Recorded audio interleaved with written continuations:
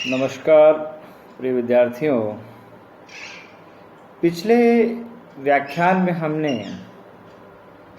भारतीय संविधान के मूल तत्वों पर चर्चा की थी और ये समझने का प्रयास किया था कि जिस संविधान सभा का निर्माण राष्ट्रीय आंदोलन के दौरान हुआ और जो मुद्दे और जो विषय संविधान सभा के सामने लाए गए, विश्व के अनेक संविधानों से उन्होंने अनेक तत्व लिए और उसका समावेश करके भारतीय संविधान का निर्माण किया। तो इस प्रकार से भारतीय संविधान का जो निर्माण किया गया, उसमें जो मूल तत्व उभर कर के आए हैं वह राष्ट्रीय आंदोलन के अनेक दृष्टांतों के, विश्व के अनेक सफल शासन प्रणालियों के कारण से आए और उनको हमने अधिक अंगीकृत किया, उनको हमने अपने हिसाब से मॉडिफाई किया, उनमें परिवर्तन किया और काम में लिया। अब इस जो व्याख्यान है इसकी विशेष आवश्यकता तो नहीं रह जाती, लेकिन 13 अगस्त 1946 को पंडित जवाहरलाल नेहरू द्वारा प्रस्तावित भारतीय संविधान के लिए जो उद्देश्य प्रस्ताव था, ये उसकी एक, या ये कहा जाए कि ये उसका परिष्कृत रूप हमारे सामने है। और भारतीय संविधान का अध्ययन करने से पहले उसके उद्देशिका का अध्ययन करना नितांत आवश्यकता है। ये जो व्याख्यान है वो लोक प्रशासन के जो विद्यार्थी हैं एमए उत्तरार्ध, उनके भारतीय संविधान पेपर के लिए महत्वपूर्ण है, अन्य विद्यार्थियों के लिए भी है। अब हम चर्चा करते हैं भारतीय संविधान की उद्देशिका की। भारतीय संविधान की उद्देशिका की जब बात की जाती है तो स्वाभाविक बात है कि भारतीय संविधान से पहले 1909-1919 के अधिनियमों में भी जो उद्देश्य प्रस्ताव थे या उसकी जो ऑब्जेक्टिव्स थे वो रखे जाते थे कि ये अधिनियम क्यों बनाया गया है और इसकी आवश्यकता क्यों है। उसी प्रकार से प्रत्येक जो संविधान है या विश्व के अनेकानेक देश है जिन्होंने जब संविधान निर्माण किया तो संविधान से पहले ये प्रस्ताव रखा कि साहब ये संविधान की क्या औचित्य है। उसी प्रकार से भारतीय संविधान की उद्देशिका की बात करते हैं, प्रस्तावना की बात करते हैं, प्रियम्बल की बात करते हैं, तो स्वाभाविक रूप से हमारे सामने बिल्कुल स्पष्ट हो जाता है कि भारतीय संविधान क्या प्राप्त करना चाहता है या भारतीय जो शासन है, सरकार है, वो किन उद्देश्यों को प्राप्त करना चाहती है। ये हमारे भारतीय संविधान में उद्देशिका के रूप में उद्धृत है। आज हम उसी की चर्चा करेंगे। भारतीय संविधान की जो प्रस्तावना है, मैंने यहाँ प्रस्तावना शब्द काम में लिया है क्योंकि अक्सर प्रस्तावना लिखा जाता है। इस प्रस्तावना में सबसे पहला जो शब्द है वो है हम भारत के लोग। ये बहुत स्पष्ट रूप से कल पिछले व्याख्यान में हमने बात की थी कि हम भारत के लोग शब्द का उपयोग क्यों किया गया है।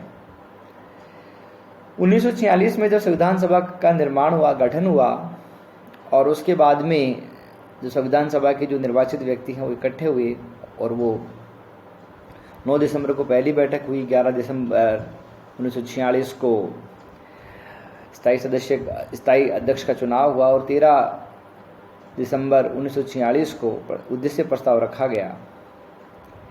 तो उस उद्देश्य प्रस्ताव में ये जो शब्द है वो उद्धृत थे और चूँकि संविधान सभा का जो गठन है वो भारतीय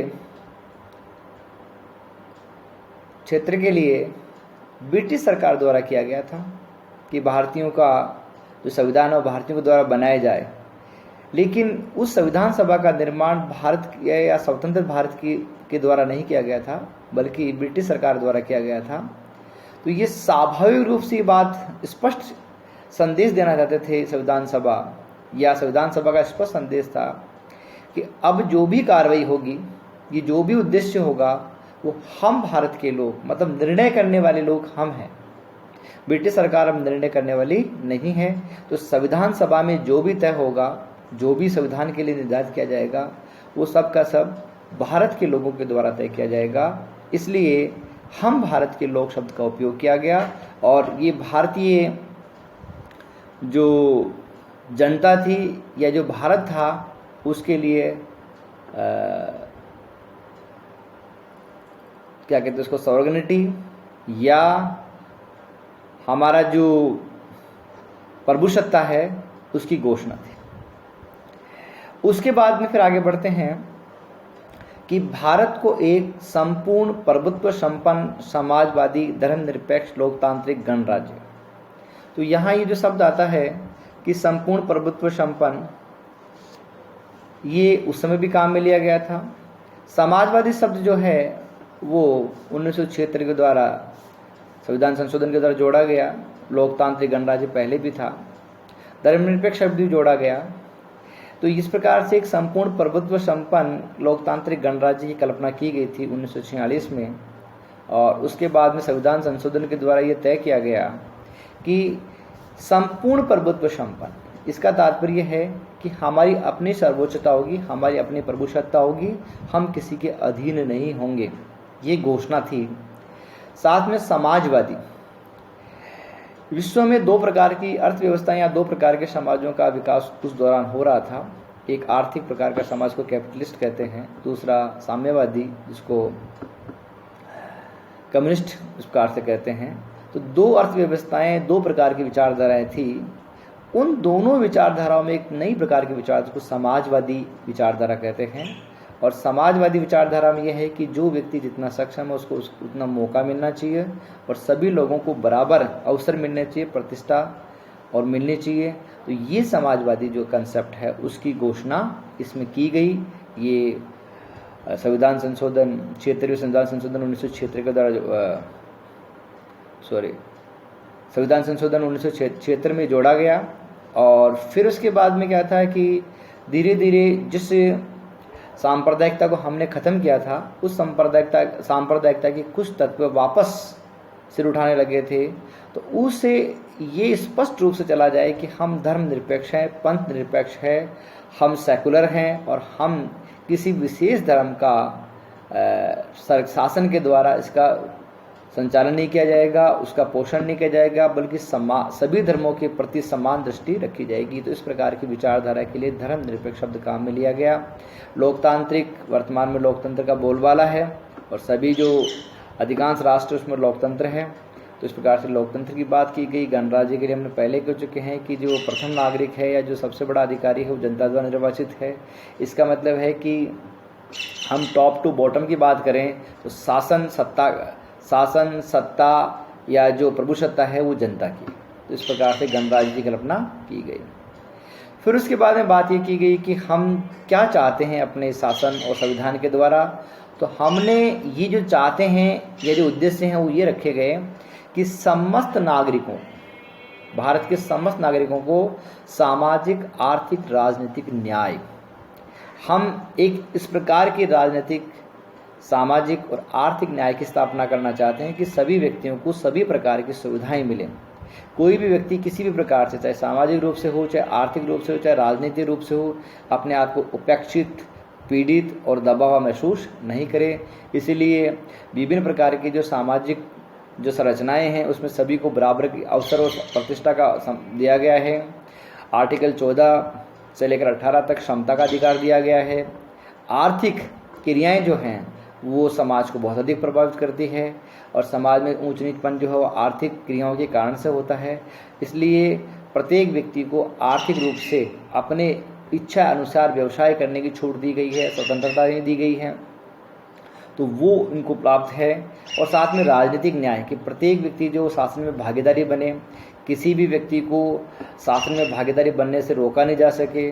उसमें कहते हैं कि विभिन्न प्रकार के जो भुजबल और धनबल है उसका उपयोग नहीं हो, इसलिए राजनीतिक न्याय सभी व्यक्तियों के समक्ष उपलब्ध हो। इस प्रकार से भारत के समस्त नागरिकों को सामाजिक, आर्थिक, राजनीतिक न्याय की कल्पना इसमें की गई है।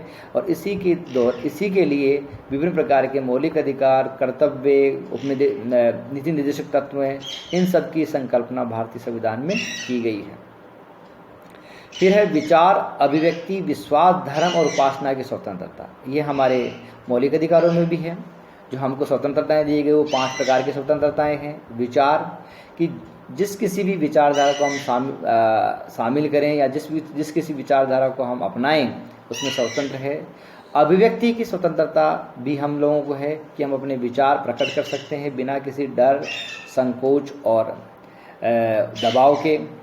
लेकिन ये जो अभिव्यक्ति की स्वतंत्रता है, वर्तमान में इसको विभिन्न प्रकार की जो अवसर हैं या विभिन्न प्रकार की घटनाएं हुए हैं उससे युक्त उस पर निर्बंधन लगता है।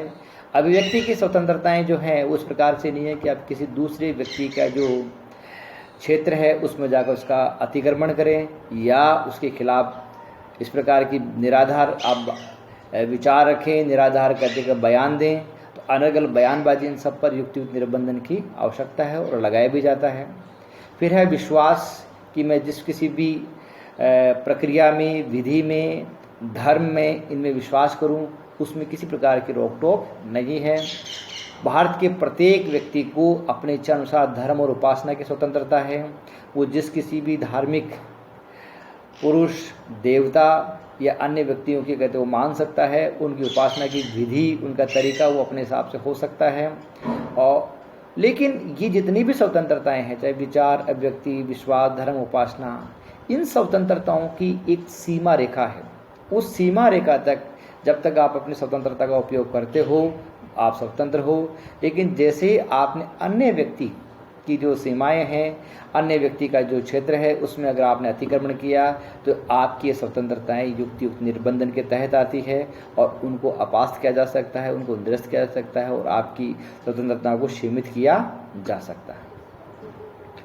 फिर बात आती है कि भारतीय संविधान में की जो प्रस्तावना है उसमें प्रारंभ से ये बात रखी गई कि प्रतिष्ठा और अवसर की क्षमता, जैसे हमने बताया दिया कि आर्टिकल 14 से लेकर 18 तक इस प्रकार की रखी गई है कि प्रत्येक व्यक्ति को कानून के समक्ष सम्मान दिया जाए। भारतीय जो शासन है उसके द्वारा प्रत्येक व्यक्ति के साथ समान व्यवहार किया जाएगा। उसको सरकार की विभिन्न गतिविधियों में भाग लेने के लिए अवसर की क्षमता प्राप्त होगी। तो ये जो है वो हमारे उद्देश्य प्रस्ताव में है और इस उद्देश्य प्रस्ताव के साथ साथ प्रस्तावना में है और विभिन्न प्रकार के जो मौलिक अधिकार उनमें दिया गया है कि प्रतिष्ठा और अवसर की क्षमता प्राप्त करने के लिए कि प्रत्येक व्यक्ति जो है, हम ये सुनिश्चित करना चाहते हैं। क्या सुनिश्चित करना चाहते हैं? कि प्रत्येक व्यक्ति को प्रतिष्ठा और अवसर की क्षमता प्राप्त हो। अर्थात अगर जैसे मान लीजिए कि कोई 2 व्यक्ति विभिन्न समुदाय के हैं और वो एक पद पे काम कर रहे हैं, तो उनके साथ में एक जैसा व्यवहार किया जाना चाहिए, उनको बराबर सम्मान मिलना चाहिए, बल्कि वर्ग विभेद या किसी जाति विशेष या समुदाय विशेष के कारण से उनमें अलग अलग प्रकार का उनके साथ व्यवहार नहीं किया जाना चाहिए। तो भारतीय जो शासन है वो प्रत्येक व्यक्ति के साथ में प्रतिष्ठा जिस श्रेणी का है, जिसका, उस हिसाब से प्रत्येक व्यक्ति के साथ सम्मान व्यवहार कर उम्मीद करते हैं तथा उन सब में व्यक्ति की गरिमा। अब ये बहुत महत्वपूर्ण है और ये राष्ट्रभक्ति और देशभक्ति की बात है इसमें कि व्यक्ति की गरिमा अर्थात प्रत्येक व्यक्ति अपने आप को भारतीय होने में गर्व महसूस करे। इस प्रकार की भावनाएं और इस प्रकार की बातें व्यक्ति की गरिमा में शामिल होती है। वर्तमान में राष्ट्रभक्ति और देशभक्ति पर बहुत हो हल्ला मच रहा है और साथ में ही ये तय किया जा रहा है कि साहब कौन व्यक्ति देशभक्त है या कौन व्यक्ति देशभक्त नहीं है। ये सब हमारे भारतीय संविधान में पहले से ही लिखा हुआ और उद्देश्य में लिखा हुआ है कि उन सब में व्यक्ति की गरिमा, हम अपने आप को भारतीय होने में गर्व करें। जो व्यक्ति भारतीय होने में गर्व करता है वो राष्ट्रभक्त है, वो देशभक्त है और वो शासन के नियमों का पालन करता है, राष्ट्र की विकास में भागीदारी निभाता है, देश की एकता और अखंडता में विश्वास करता है। इसका मतलब वो राष्ट्रभक्त है।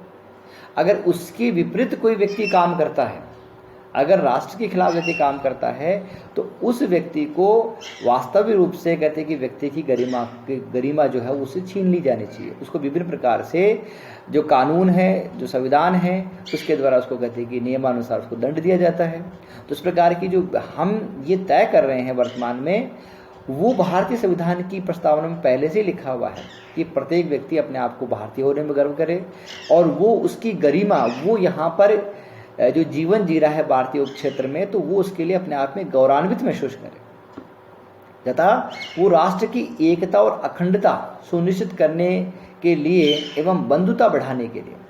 मतलब हम ये चाहते हैं कि प्रत्येक जो भारतीय है वो संविधान द्वारा प्रदत्त अधिकारों का उपयोग करते हुए राष्ट्र की एकता और अखंडता में सहयोग करेगा, उसके विकास में सहयोग करेगा, और हम इसके लिए बंधुता बढ़ाने के अर्थात कि सभी व्यक्ति मिलकर के, राष्ट्र का जो प्रत्येक व्यक्ति है वो मिलकर के राष्ट्र के लिए काम करेगा। इस प्रकार की संकल्पना, इस प्रकार के विचार भारतीय प्रस्तावना में रखे गए हैं। तो इस प्रकार से हमने देखा कि जो हमको मौलिक अधिकार दिए गए हैं, जो हमारे सामाजिक, आर्थिक, राजनीतिक न्याय के लिए जरूरी है, जो हमारी स्वतंत्रता के लिए जरूरी है, जो हमारे विकास के लिए महत्वपूर्ण है, और जो हमारी क्षमताओं के विकास के लिए महत्वपूर्ण है, क्षमताओं के उन्नयन के लिए महत्वपूर्ण है, इस प्रकार की संकल्पनाएं भारतीय प्रस्तावना में की गई थी। उसी के अनुसार भारतीय जो संविधान है उसमें अनेकानेक उपबंध किए गए हैं, प्रबंध किए गए हैं। सरकार और संविधान द्वारा अनेक प्रकार के प्रावधान किए जाते रहे हैं और किए जाते रहेंगे। ये सब के सब जो हैं वो भारत को समाजवादी, धर्मनिरपेक्ष, लोकतांत्रिक और एक उन्नतिशील राष्ट्र बनाने के लिए उद्देश्य को लेकर के संविधान सभा का निर्माण किया गया था, और उसी के अनुसार उन्होंने संविधान का निर्माण किया और भारतीय प्रस्तावना में बातें उन्होंने रखी। और उन्होंने एक महत्वपूर्ण जो बात आगे कही कि 26 नवंबर 1949 या मिति मार्गशीर्ष शुक्ला सप्तमी विक्रमी 2006, ये हमारा राष्ट्रीय कैलेंडर के अनुसार तिथि है।